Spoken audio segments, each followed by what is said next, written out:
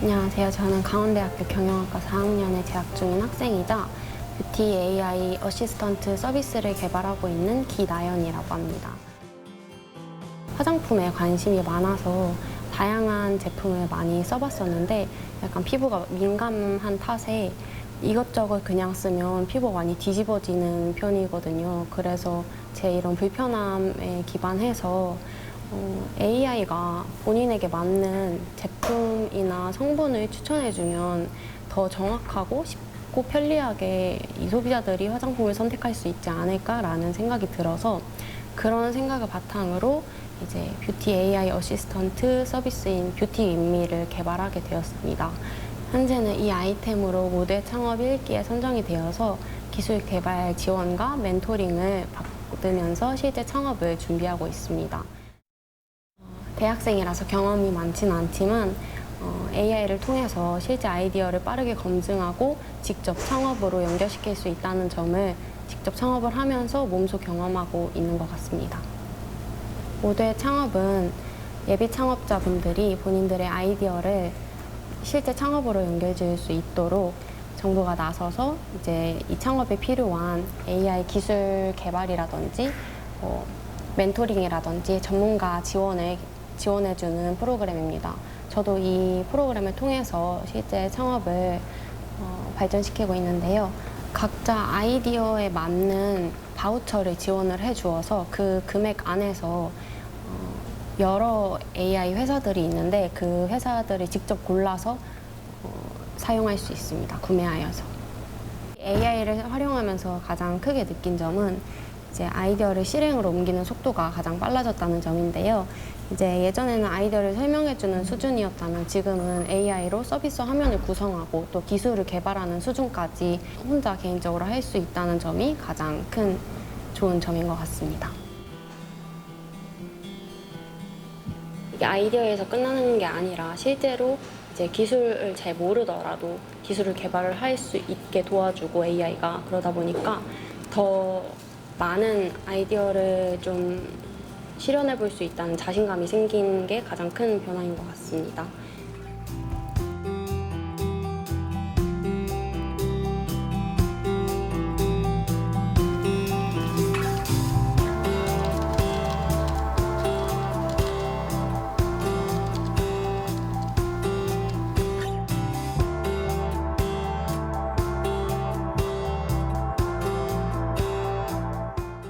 안녕하세요. 강원대학교 경영학 전공 2학번 김도현입니다. 저는 강원대학교 바이오시스템 기계공학 전공 김가은입니다. 대학생인 나에게 AI란? 저번 학기 때 학과에서 진행했던 AI 창업 관련된 공모전이 있었는데 그때 과 친구들이랑 요즘 시장에 뷰티 AI가 부족하다는 점을 파악하고 뷰티 코칭을 해줄 수 있는 AI 아이디어를 한번 제시해본 경험이 있습니다. 발표 자료를 만들면서 그 뷰티 AI가 어떤 점이 부족했는지 그리고 그 AI를 어떻게 활용할지 사람들에게 한번 물어보기도 하고 어떤 점이 좋을지 한번 저희가 파악해보고 그렇게 진행했던 경험이 있습니다. 운이 좋게도 다행히 우수상을 받으면서 해외 기업 탐방할 수 있는 기회를 받았습니다. 확실히 AI로 이제 사람들이 많이 실생활에 사용하면서 내가 어떤 발표 자료를 만들 때 만들 수 있는 그림들 뭐 내가 상상으로만 생각했던 그림들을 프롬프트를 작성해서 좋은 결과물을 만들면은 그거를 이제 직관적으로 사람들에게 설명할 수 있는 그런 결과물을 만드는데도 많이 유용하다고 생각을 합니다. 그뿐만 아니라 이제 대학생들이 이제 학교에서 공부를 할 때나 약간 나에게 옆에 조그마한 선생님이 있다고 이런 안정감을 받으면서 많은 그렇게 이용하고 있다고 생각합니다. 저는 지금 4학년이라서 졸업 논문을 작성하고 있는데요.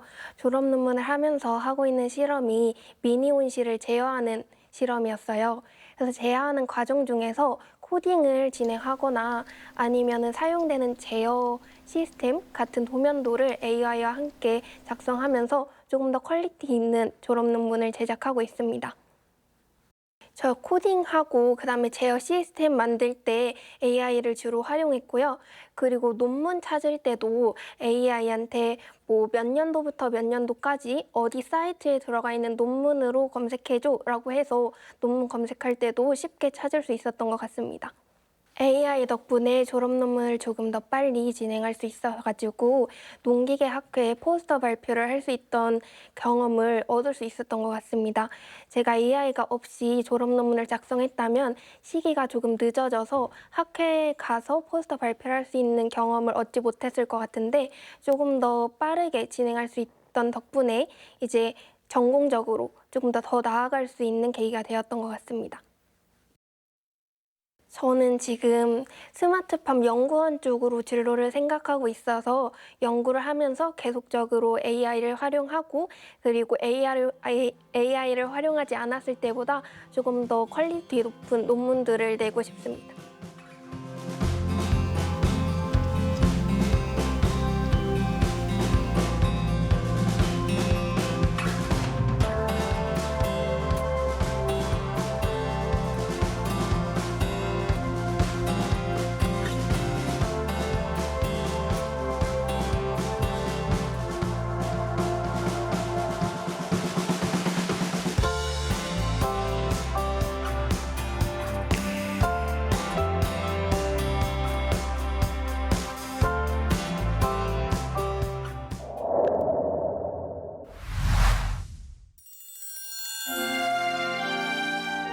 여러분 안녕하십니까. 여기 슈강원 정호성입니다.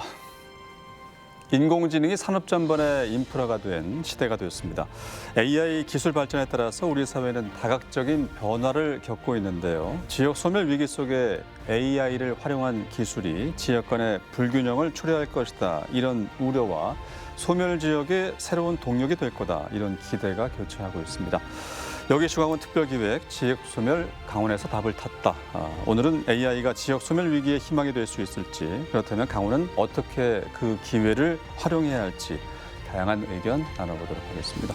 오늘 네 분과 함께 하겠는데요. 먼저 구요한 커맨드 스페이스 대표 나오셨습니다. 안녕하십니까? 네, 안녕하세요. 구요한입니다. 네, 김옥래 춘천교육대학교 컴퓨터 교육 교수 자리해 주셨습니다. 안녕하십니까? 안녕하세요. 네, 김홍래 교수입니다. 육현 메인 대표와 함께하겠습니다. 안녕하십니까? 안녕하십니까. 육현입니다. 네, 전창대 더 픽트 대표 나와주셨습니다. 안녕하십니까? 안녕하세요. 전창대입니다. 네, 요즘엔 뭐 AI가 안 쓰이는 데가 없는데 네 분께서는 AI를 어떻게 접했고 현재 AI를 어떻게 활용하고 있는지 궁금한데요. 먼저 구 대표님부터 말씀해 주실까요?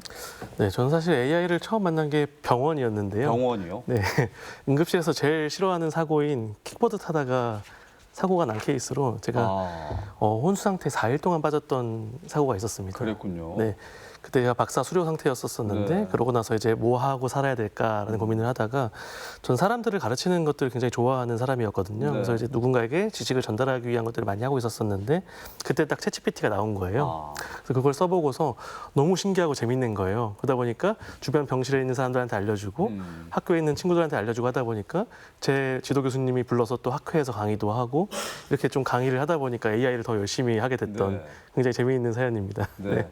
교통사고가 또 직업으로 연결이 됐네요. 그러게 말입니다. 네.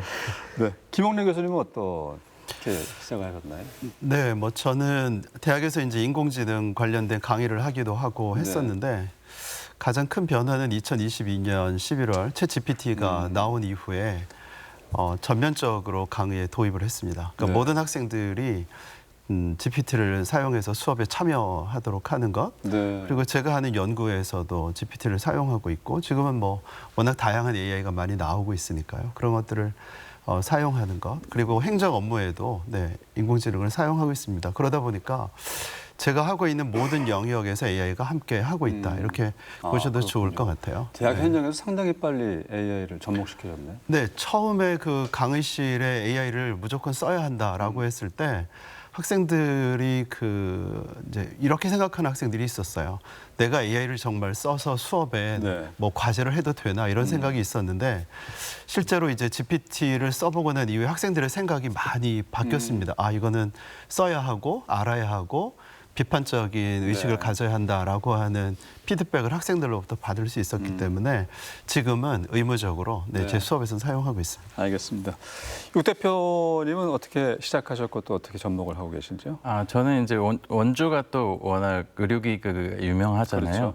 그래서 저는 원주 세브란스 기독병원 권역외상센터에서 응급의학과 교수로도 일을 하고 있는데 네. 이제 의료기기 자문 관련된 일을 많이 하다가 보니까 자연스럽게 이제 소프트웨어 의료기기로 좀 확정이 됐고 네. 소프트웨어 의료기기에 전반에 걸쳐서 AI가 적용이 되고 있는 상황이거든요. 네.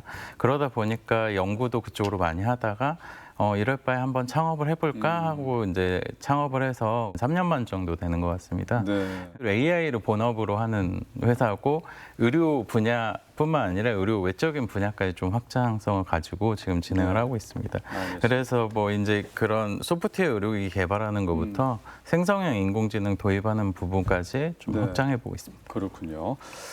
전 대표님은요?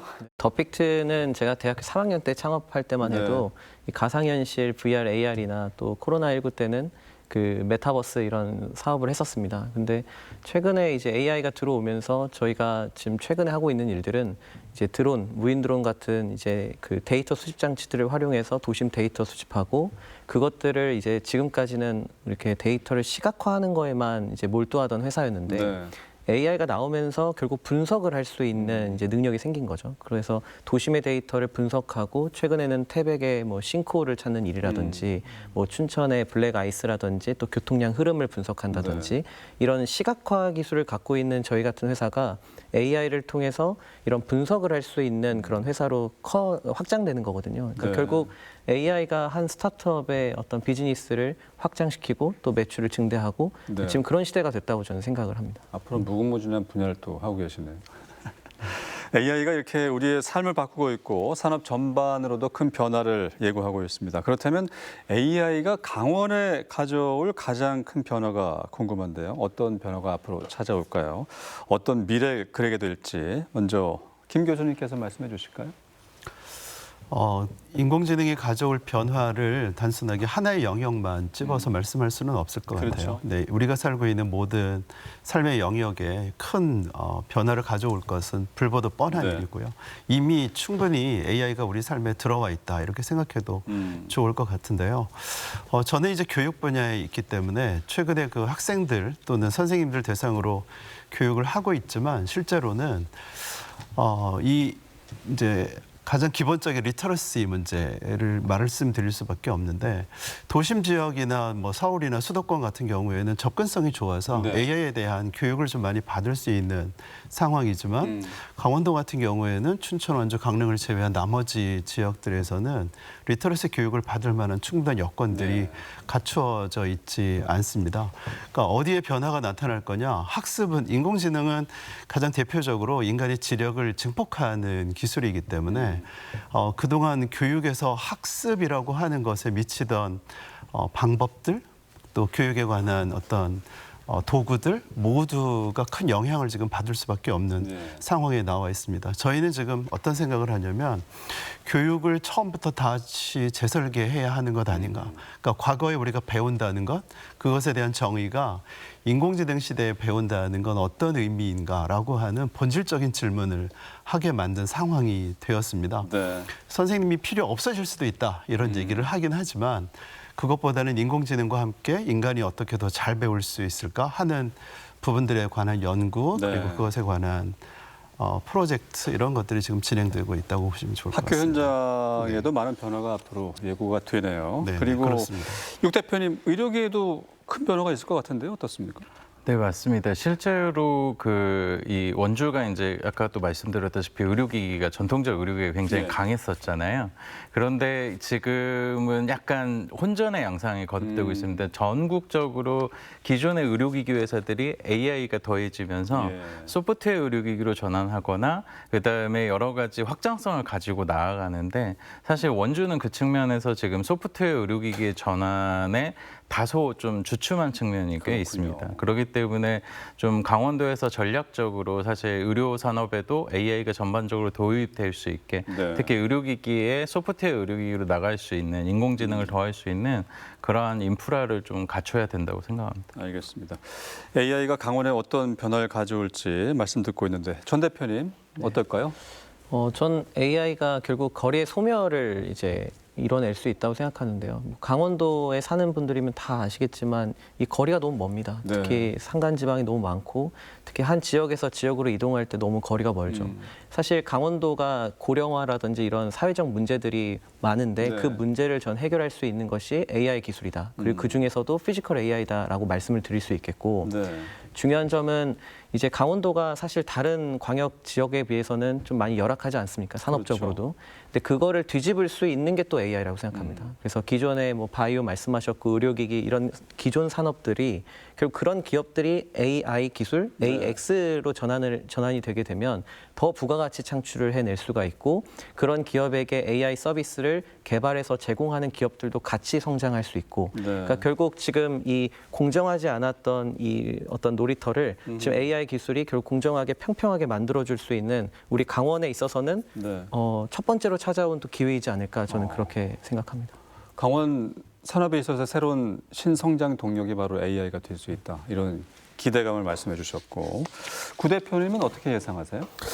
강원에서의 가치를 좀 말씀드리자면 저는 지금 그 전 대표님께서 말씀 주셨듯이 동일한 출발선상에 올 수 있는 되게 또 다른 기회가 왔다라고 생각을 합니다. 왜냐하면 우리가 일정 이상의 구독료를 지불하고 컴퓨터 PC 장치만 있으면 개인들이 혹은 아이들일지라도 유사한 수준의 AI를 쓸 수 있는 게 가능하다 보니까 이것들을 어떻게 쓸 수 있고 어떤 것들을 할 수 있는지를 가르쳐주는 교육들이 굉장히 중요하다라고 판단을 하고 있습니다. 그렇죠. 네. 알겠습니다.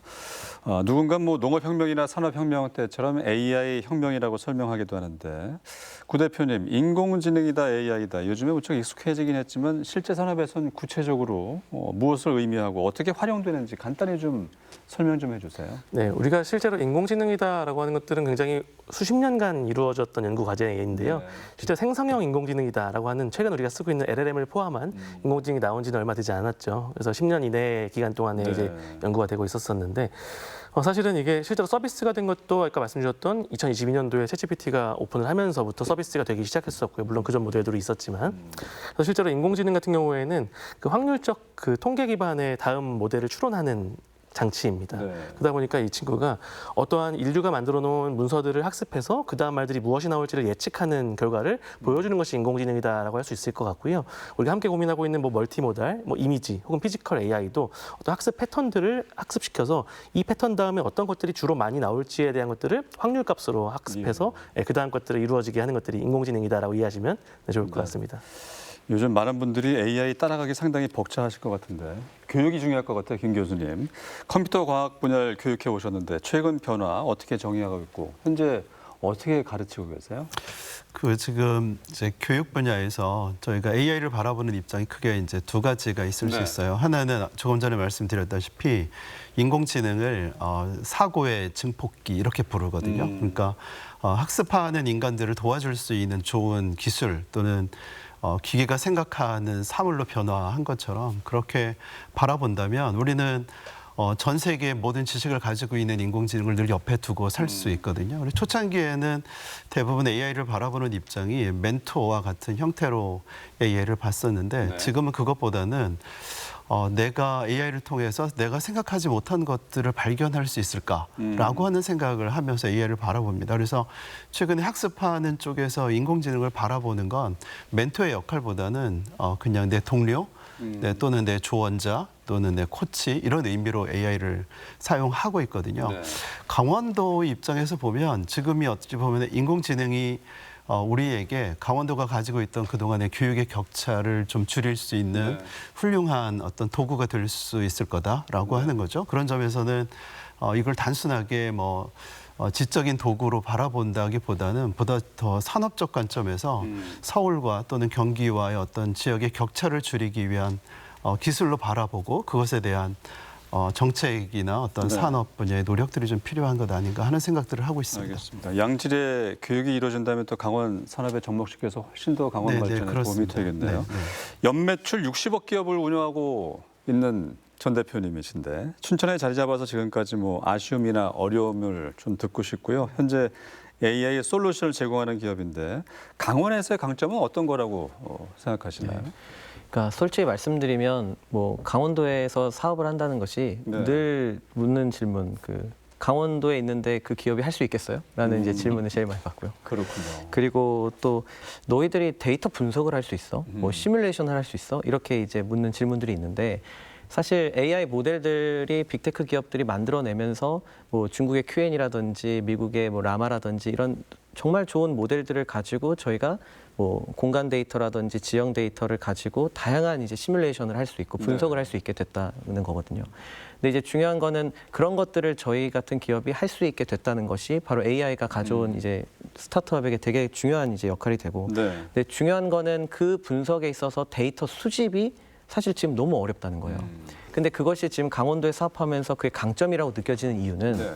저희가 만약 드론을 가지고 데이터를 수집합니다. 그럼 공간 데이터 수집을 해야 되는데 드론의 비행을 하는 그 비행 허가 문제가 서울 수도권에 제가 있었더라면 절대 불가능한 일이거든요. 네. 근데 강원도 같은 경우, 특히 춘천 같은 경우는 국토교통부의 드론 특별 자유화 구역이라는 이제 그 구역에 선정이 되면서 춘천의 관내 기업들은 드론을 자유롭게 날릴 수 있습니다. 네. 그러니까 그것만으로도 데이터 수집이 조금 더 원활하게 이루어지는 거죠. 그래서 저는 오늘 꼭 강조드리고 싶은 것은 강원도 같은 지역일수록 결국 데이터 수집을 기업들이 자유롭게 할 수 있도록 하는 규제를 완화하는 것이 사실 그 훌륭한 기업들을 지역에 유치하는 측면에서 가장 좋은 효과라고 생각하고요.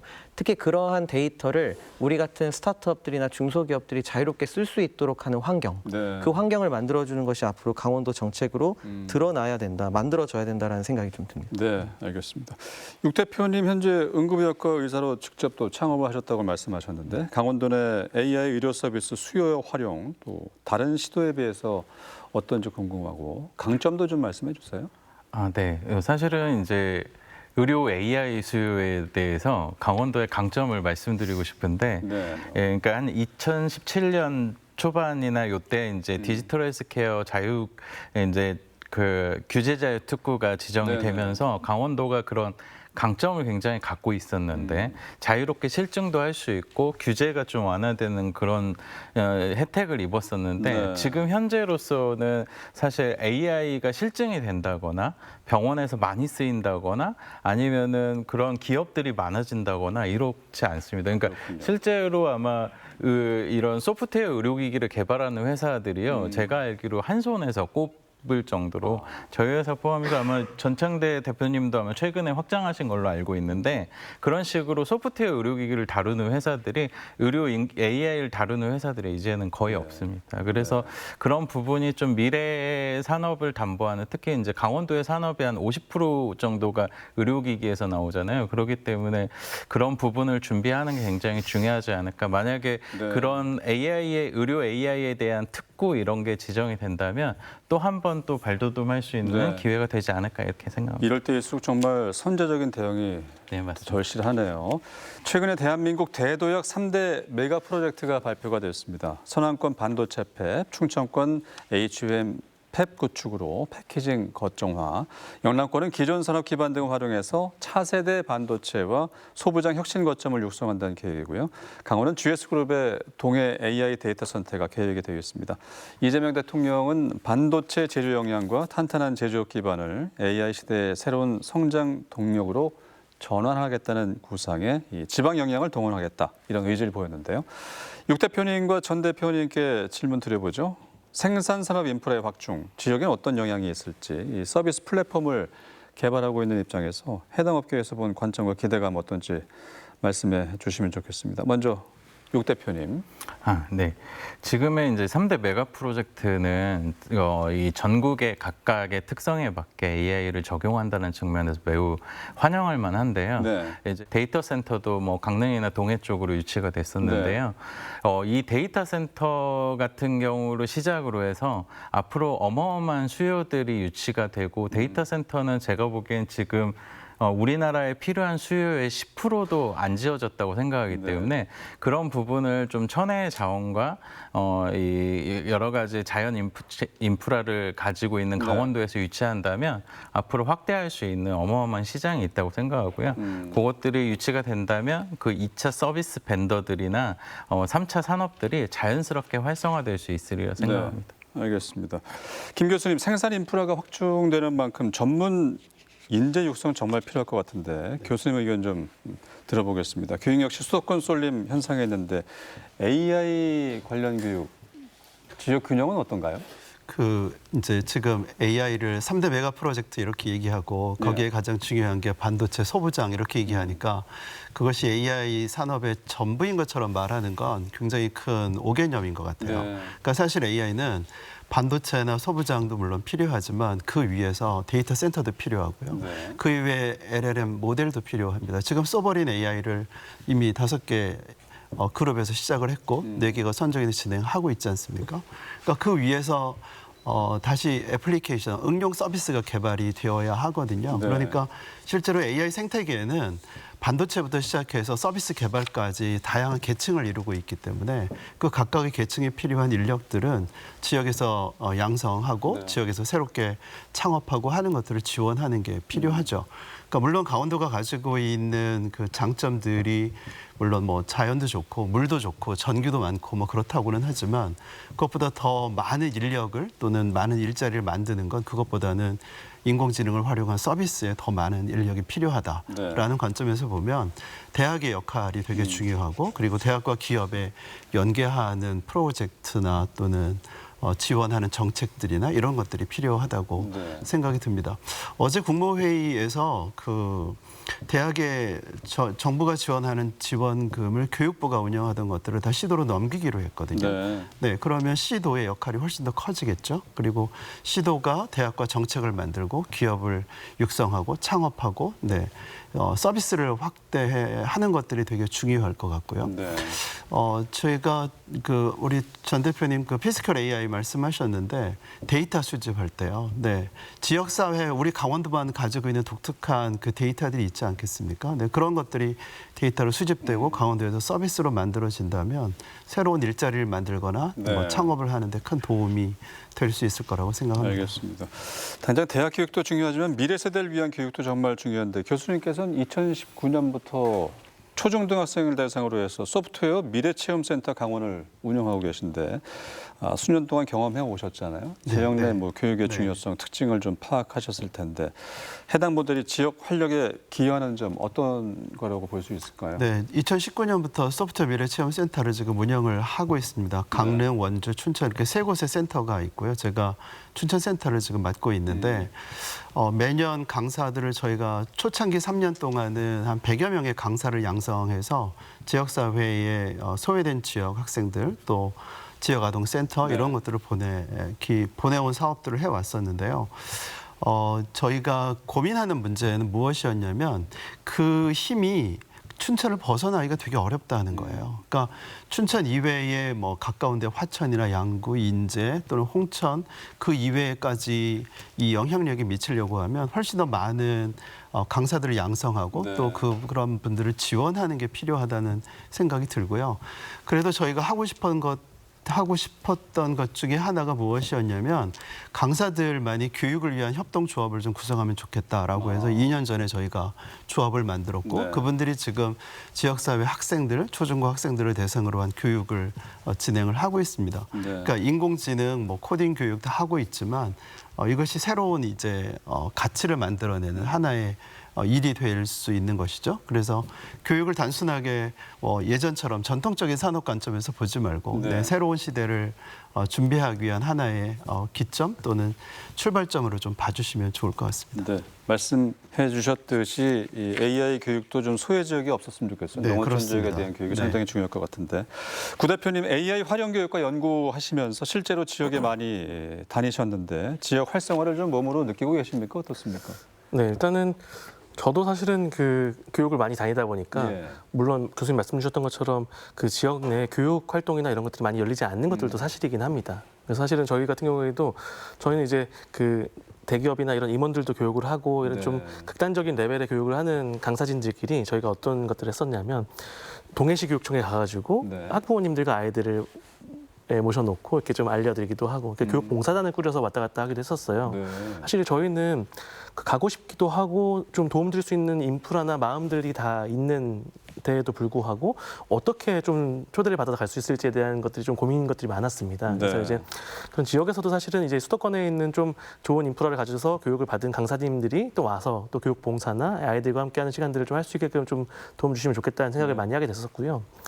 아이들 교육도 하나 예시를 좀 들자면 제가 원주에 있는 대안학교에 아이들 특강을 하러 한번 갔었습니다. 그래서 아이들이 그때 당시도 이제 2년 전이었어가지고 초창기였었는데 아이들에게 인공지능으로 그림 만드는 거, 글 쓰는 걸 알려주면 이 아이들의 상상력이나 이 학습 능력이 좀 저해되지 않을까라는 고민에 네. 굉장히 조심스러웠던 케이스였었는데요. 저희가 굉장히 놀라웠던 게 하나의 장면을 알려주고 새로운 걸 만들어지게끔 해주니까 그 다음 장면을 상상하더라고요.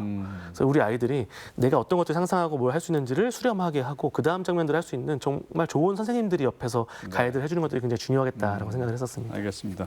그런 특징들을 종합해서 지역에서 어떤 부분에 좀 집중해서 인재 육성을 했으면 좋을지 해법을 좀 제시해 주세요.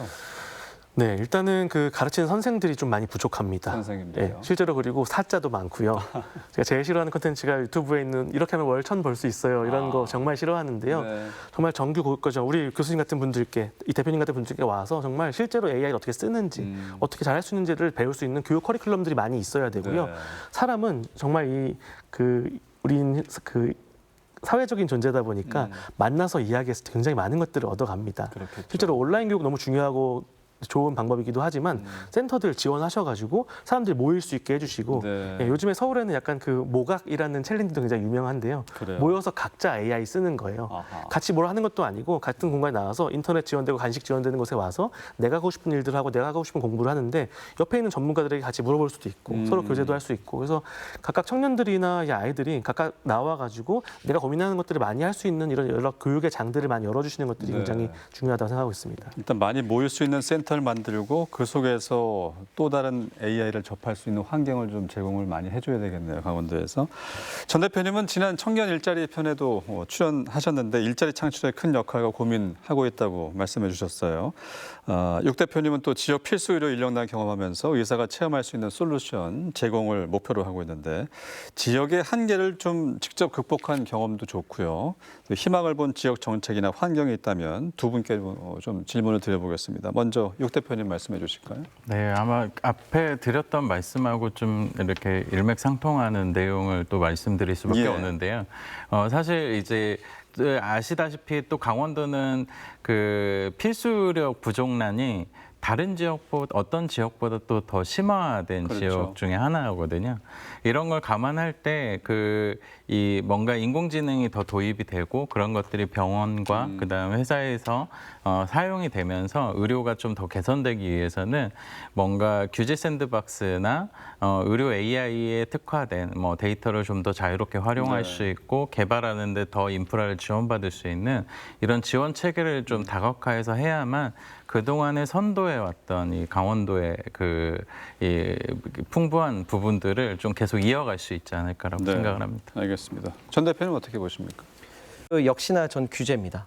그러니까 그런 데이터를 수집하고 그리고 바이오 기업들이 표준 데이터화해서 그 데이터들을 이제 모으는 작업들을 할 텐데 그것들을 가지고 어떤 에이전트든 플랫폼 솔루션을 만들었을 때 네. 그것들을 자유롭게 이 지역에서 할 수 있는 형태가 돼야 되거든요. 그러려면 지금 정부에서 밀고 있는 메가특구, 그러니까 제가 지금 그 대통령 직속 그 규제합리화위원회에서 활동하고 있는데 거기서 가장 핵심적으로 보고 있는 것이 지역의 규제를 지금같이 규제 샌드박스식으로 푸는 것이 아니고 그리고 뭐 규제 자유특구처럼 하는 것이 아니라 업그레이드 규제 샌드박스. 그러니까 규제 자체를 강원도에 가면은 완전 프리 시켜주겠다. 특화된 산업에 대해서는. 네. 그러니까 그런 것들을 강원도가 특정한 산업들을 진단하고 그 기업들의 수요를 받아서 해당 규제를 완벽하게 프리시켜줄 수 있는 그런 네. 정책들이 앞으로 강원도에서 많이 나와야 된다. 네, 그런 생각이 좀 들었습니다. 파격적인 규제 완화책, 일종의 유인책으로 할 수 있겠네. 네, 그렇습니다. 하루가 다르게 AI 신기술이 쏟아지고 있는데 두 분께서는 5년 이내 급변하는 일상 어떻게 예측하시고 강원도가 안고 있는 취약점에 또 그 중에 어떤 긍정적인 점을 찾아야 되지 않겠습니까? 그런 점들을 좀 말씀해 주실까요? 먼저 전 대표님. 그러니까 저희가 이제 무인 드론으로 이제 데이터를 수집한다고 네. 말씀드렸는데 결국 앞으로 강원도에 앞으로 5년 동안 바뀔 것들은 저는 앞서 설명드렸던 피지컬 AI거든요. 그러니까 도민들이 가장 먼저 첨단 기술을 쓸 수 있는 시대가 되어야 한다고 생각합니다. 그러니까 그동안 쭉 저희가 개발을 못 해왔던 지금 우리 강원도가 이 기업들을 육성하고 그러한 기업들을 규제 완화해가지고 많이 불러오면 네. 그 기업들이 만들어낼 수많은 서비스와 뭐 플랫폼과 솔루션과 그런 로봇들 같은 하드웨어를 가지고 여기 있는 강원도민들이 자유롭게 쓸 수 있어야 되죠. 그 제일 먼저 쓸 수 있어야 된다 봅니다. 예를 들면 지금 산간지방이고 막 거리가 너무 멀다 보니까 사실은 하루에 한 4대밖에 버스가 오지 않는 지역도 얼마나 많습니까? 그렇죠. 그러니까 그런 것들도 수요응답형 DRT라든지 이런 것들이 이미 있는데 그런 것들도 다 자율주행으로 예를 들면 사람 없이 저기 뭐 외딴 그 지역이라든지 이런 곳에 뭐 자율주행 차를 타고 갔다 온다든지 도심을 왔다 갔다 한다든지 네. 그 의약품이라든지 이런 것들을 드론 배송을 통해서 이제 드론이 이제 뭐 사찰까지도 가고 산에 있는 중턱에 있는 집에도 찾아가고 그러니까 이런 것들이 좀 도민이 체감할 수 있는 기술들이 많이 나와야 하는 것. 그게 앞으로 5년 동안 우리 강원도에서 일상이 급변한다라고 하면 이제 그런 예측을 전 할 수 있다고 개인적으로 생각을 합니다. 그래서 말씀드렸던 것처럼 단순히 챗GPT나 제미나이 같은 우리가 흔히 얘기하는 챗봇에만 AI로 생각하지 마시고 이 AI 모델들이 수많은 하드웨어로 우리 눈, 우리 옆에 이 장치들로 이제 다가오는 그 미래를 그리신다면 네. 되게 재밌고 짜릿하고 그리고 기대되는 이제 그런 시대가 오지 않을까 저는 그런 생각도 해봅니다. 상상만 해도 즐겁고 재밌는데요. 네. 육 대표님.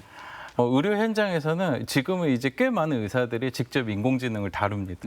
그리고 그걸 현장에서 하고 아마 꽤 많은 의사들이 뭐 많이 쓰시지만 요새는 전화하면은 인공지능이 전화를 받아서 어떤 업무인지를 판단을 해서 네. 워낙 바쁘니까 그런 식으로 많이 바뀌고 있습니다. 그런데 이제 이런 것들이 많이 오는 상황에서 강원도는 어떻게 해야 되냐. 그러고 보면 강원도의 취약점은 어떻게 보면 가장 큰 게 인구 변화죠. 네. 점점 노령화되고 노령층이 많아지는데 제가 이제 그 병원에서 임상실증을 많이 해보니까 여기에 또 장점이 있습니다. 네. 강원도는 이제 디지털 헬스케어가 많이 발달되면서 임상실증도 많이 필요한데 노령 인구가 많고 그 노령 인구가 잘 움직이지 않습니다. 그래서 굉장히 좋은 테스트베드입니다. 그렇군요. 그래서 아까 전창대 대표님이 말씀하신 그런 규제 샌드박스의 좀 확장된 버전이나 이런 다양한 것들을 통해서 다양하게 기업들을 유치하고 또 개발해 나가고 네. 현장에서 실증할 수 있는 체계를 한다면 이런 선순환 체계가 아마 강원도의 취약점을 강점으로 만들 수 있는 체계가 되지 않을까 생각합니다. 네, 오늘 네 분과 함께했는데요. 마무리 인사 말씀을 좀 들어야 될 것 같습니다. 마무리는 제가 이 질문을 좀 드려보죠. 강원도의 전반적인 발전을 위해서 AI를 어떻게 활용해야 될지, AI 시대에 맞아서 강원이 가장 먼저 그리고 집중적으로 투자해야 될 것을 꼽는다면 어떤 것일지 마무리 말씀으로 좀 해주시면 좋겠습니다. 먼저 구효원 대표님께서 말씀해 주실까요? 네, 저는 사실 강원도를 떠올리면 어린 시절 맨날 왔던 설악산이 항상 생각나는데요. 예. 지난주에도 새로 나온 옥수수를 먹고 강원에서 배송된 것들을 먹고 왔었는데 사실 강원도는 저에게는 이제 서울 살다 보니까 휴가 때마다 오고 싶은 곳이었어요. 네. 사실 그래서 저는 이제 강원의 이 장점이 자연 경관과 사실 이런 이 여러 가지 도시 인프라들을 활용해서 사람들이 올 수밖에 없는 오고 싶게 하는 공간을 네. 좀 만들어 주셨으면 좋겠다는 생각입니다. 아까 전에 말씀드렸던 센터와 사람들이 모이는 것의 연장선인데요. 하나의 예시를 좀 드리고 싶은데 그 미국의 캘리포니아의 AGI 하우스라고 그 굉장히 유명한 대표님들과 여러 가지 벤처 사업가들이 함께 모여서 같이 챌린지도 하고 해커톤도 열고 여러 가지 이야기를 많이 나누는 공간이 있었습니다. 그래서 이런 것들이 사실은 우리 관광 지역이나 굉장히 중요한 거점들에 그 AI를 하고 정말 이렇게 뭔가 고민들을 많이 하는 사람들이 굉장히 힙한 느낌으로 올 수 있는 나 굉장히 노력하고 있는 사람이야라고 이제 느끼는 사람들이 이 자리에 와서 함께 공부하고 논의할 수 있는 그 논의의 장들을 많이 만들어 주셨으면 하는 마음이 일단 있고요. 사실 그래서 결국에는 그 안에 사람들이 모이고 여기서 이제 데이터가 쌓여야지 굉장히 중요한 일들이 일어나겠다라는 생각에 저는 꼭 거기서는 옥수수를 좀 줬으면 하는 강원도가 마음입니다. 우리나라 AI 놀이터가 됐으면 좋겠네요. 맞습니다. 네, 알겠습니다. 김 교수님도 마무리 말씀해 주시죠. 네, 그 AI 시대로 접어들면서 저희가 강원도에서 첫 번째로 해야 할 것은 교육을 좀 더 강화할 필요가 네. 있다. 그러니까 교육이 단순하게 초중등학생만이 아니라 어린 학생부터 어른들까지 특히 노인들까지 이 AI에 관한 교육을 전반위적으로 좀 강화할 필요가 있겠다. 여기에 좀 많은 투자를 좀 해주시면 좋겠다는 생각이고요. 네. 두 번째는 저희가 예를 들면 컴퓨터가 발명되었을 때 또는 인터넷이 나왔을 때 스마트폰이 나왔을 때 어떤 일이 있었냐면 창업이 되게 많이 늘었거든요. 그러니까 네. 지금 AI 시대에 저희가 직업이 사라진다 이렇게 말하지만 반대로 말하면 새로운 직업이 생길 수 있는 기회이기도 하고요. 오늘 이렇게 다들 그 대표분들이 나오셨기 때문에 창업을 좀 활성화할 수 있는 적극적인 지원이 좀 필요하다. 이것은 이제 세 번째 주제하고 연결되는 건데 대학하고 지역사회, 기업들, 학교들이 연결될 필요가 있다. 긴밀하게 연결되는 게 중요하다는 생각이 듭니다. 지금 제가 컨설팅하는 기업은 AI 스피커를 만들고 있습니다. 그 AI 스피커를 만드는 기업의 기술을 가져다가 그걸 교육용 프로그램으로 바꾸어서 학생들에게 교육을 하고 있거든요. 이게 새로운 가치를 만들어내는 일인 것처럼 강원대학교를 비롯한 강원도에 있는 대학들이 지역사회 기업들 그다음에 또는 공공 부분 다 연결된 형태가 되게 중요할 것 같습니다. 긴밀한 연결된 체제로 학습을 하는 게 되게 중요할 것 같다는 생각이 들고요. 지금 대학이 라이즈 사업을 지금 하고 있기 때문에 그 라이즈 사업을 통해서 지역에 있는 기업, 공공기관, 학교, 지역사회가 긴밀하게 연결된 네트워크를 가지고 만들 필요가 있다는 생각이 들고요. 그것이 사회를 변화시키는 다시 말하면 소셜 임팩트 플랫폼이라고 해서 이 사회를 변화시키는 것이 새로운 창업이 되는 그런 강원도가 되었으면 하는 바람이 있습니다. 네. 네. 교육과 기업이 연결되면 새로운 부가가치도 창출될 수가 있겠죠. 알겠습니다. 그리고 육 대표님도 말씀해 주시죠. 제가 드리고 싶은 말씀은 이제 지역 소멸 문제가 많이 대두되잖아요. 네. 사실 강원도는 굉장히 그 지역 소멸 문제에 굉장히 민감하고 당장 다가오는 현실로 굉장히 문제가 대두되고 있는데요. 그 측면에서 사실 잘 대처하기 위해서, 잘 넘어가기 위해서 더 적은 인력으로도 더 효율적으로 운용되는 시스템을 만들어야 될 필요가 있고요. 그 부분에 딱 인공지능이 굉장히 적합하게 활용될 수 있다고 생각을 합니다. 이러기 위해서는 사실 얼마 전에 지방선거가 있고 지방 정부들이 새로 출범을 했잖아요. 이런 측면에서 강원도에 좀 지방 정부들이 합력해서 강원도 산하로 해서 뭔가 인공지능위원회 같은 걸 신설을 하고 각각의 이제 여야 상관없이 각각의 좋은 아이디어를 적응을 해보고 그 좋은 아이디어가 좋은 효과를 나타내면은 좀 더 확산해보고 이런 체계를 좀 선순환 체계를 갖추고 좀 붐업을 해야 될 것 같고요. 또 이제 각 지자체들에서 그렇게 이제 그런 변화들을 가져오면 사실 관련된 AI 여러 가지 용역 사업들도 많아지고 관련 산업들이 활성화될 수 있다고 생각합니다. 그런데 지금은 굉장히 이 인공지능 산업이라는 거는 물을 많이 주고 비료도 많이 주고 가꿔야 되는 상황이거든요. 그래야 성장할 수 있기 때문에 좀 그런 기업들도 많아질 수 있는 환경이 강원도에 이루어져야 강원도의 발전이 저절로 좀 이루어져 갈 수 있지 않을까 그렇게 생각을 합니다. 뭔가 구심점이 되려면 역시 강원도 그리고 또 각 지자체가 돼야 되겠네요. 네, 맞습니다. 알겠습니다. 전 대표님. 저는 한 가지만 딱 꼽자면 AI 인재를 육성하고 키워야 된다라는 건데요. 근데 이제 김홍림 교수님께서 되게 중요한 말씀해 주신 게 대학과 기업이 이제는 진짜 긴밀하게 합쳐져야 된다 생각해요. 왜냐하면 이제 AI 인재를 양성해서 그 친구들이 실제로 창업까지 가야 되거든요. 그러니까 지금 우리 AI 시대의 가장 큰 문제가 중소기업이나 기업에서 신입 직원을 더 이상 뽑지 않는다는 거예요. 근데 그 뽑지 않는 이유가 경영자의 그 욕심 때문이 아닙니다. 기존의 재직자들이 나는 신입 직원 뽑아달라고 하질 않는 거예요. 내가 AI 써서 신입 직원이 할 일을 내가 할 테니 내 연봉을 더 올려주고 신입 직원 뽑지 마. 그렇군요. 왜냐하면 신입 직원 들어오면 그 친구를 또 관리해야 되는 본인의 업무가 늘어나는 거다 보니까 지금 실제 기업 현장에서는 그런 게 문제거든요. 그러다 보니까 AI 인재를 키워서 바로 이제 기업에서 활용할 수 있는 인재를 키워야 되는 게 첫 번째인 것 같고요. 그리고 그 친구들이 취업에 실패하더라도 혹은 취업을 하지 않더라도 창업을 할 수 있는 구조가 돼야 되는데 이제 개발이라는 것이 코딩이라 그런 거랑 연관되어 있는 이제 서비스를 만들 수 있기 때문이죠. 근데 문제는 기초단체나 광역단체가 가지고 있는 지자체가 가지고 있는 공공 데이터가 사실상 쓸 수 있는 데이터가 많지 않은 거예요. 그 이유는 뭐냐? 관리하는 주체가 사용하는 사람이 관리를 해야 되는데 사실은 그 데이터를 쌓는 사람이 그냥 그걸 관리하다 보니까 그냥 무작위로 데이터를 모아놓는 거죠. 네. 그렇기 때문에 저는 공공에서 언제까지나 민간에다가 AI를 투자하고 하는 것도 물론 중요합니다만 공공 데이터나 행정과 관련된 AI 서비스에 대해서는 지자체가 전 직접 했으면 좋겠어요. AI 정책관, AI 전문가들을 대거 지자체 안으로 들어가게 해서 각각 요소에 우리가 칸막이 행정이라고 하지 않습니까? 네. 그 각각의 행정에 AI를 쓸 줄 알고 개발할 수 있는 인력들이 그 공무원들과 같이 일을 하면서 필요한 에이전트를 만들어서 심지어 등본, 초본, 그 심지어 인감증명서도 가서 우리가 받아야 되는 시대 아닙니까? 네. 아직도. 그러니까 그런 것들을 다 AI 서비스로 실제 도민 체감도가 높은 행정 서비스를 직접 하셔라. 그리고 그렇게 하기 위해서는 공공 데이터가 고품질로 쌓일 거고 그 데이터를 민간에게 개방을 해주셔라.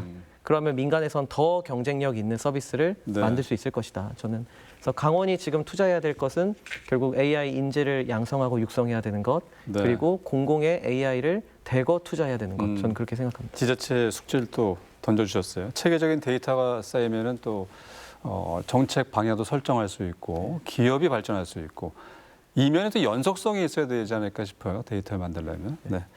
자, 오늘 네 분 소중한 말씀 잘 들었습니다. 지금까지 구요환 커맨드 스페이스 대표, 김옥래 춘천교육대학교 컴퓨터 교육 교수, 육현 메인 대표, 전창대 더 픽트 대표와 함께했습니다.